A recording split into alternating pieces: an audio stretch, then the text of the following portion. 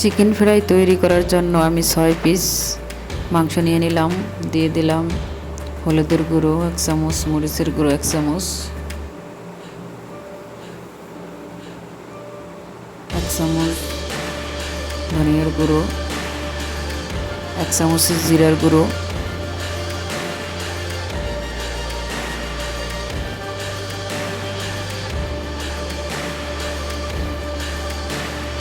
গরম মশলা দিয়ে দিলাম 1 চামচ, আদা বাটা দিয়ে দিলাম 1/2 চামচ, রসুন পেঁয়াজ বাটা দিয়ে দিলাম 1 চামচ, সয়া সস দিয়ে দিলাম 1 টেবিল চামচ, লেবুর রস সামান্য,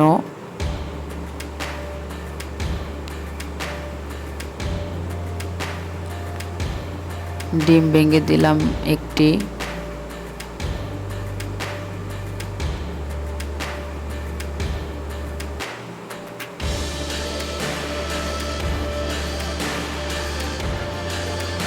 সামান্য লবণ, টমেটো সস,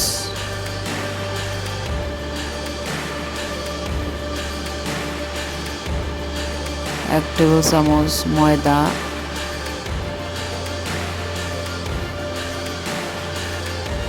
রান্না করা রেগুলার তেল 1 টেবিল চামচ।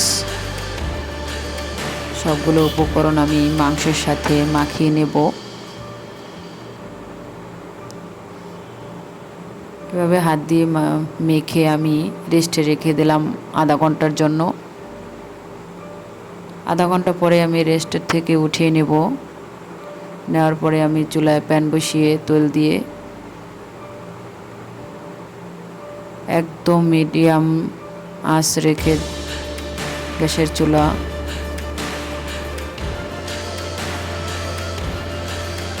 চিকেন ফ্রাই মাংসটি আমি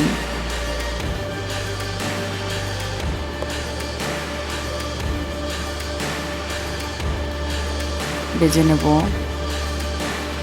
আস্তে আস্তে করে ভেজে নেব, কেননা মাংসটার ভিতরে এবং উপরে মুড়মুড়ে যেন হয়, খেতে ভালো লাগে।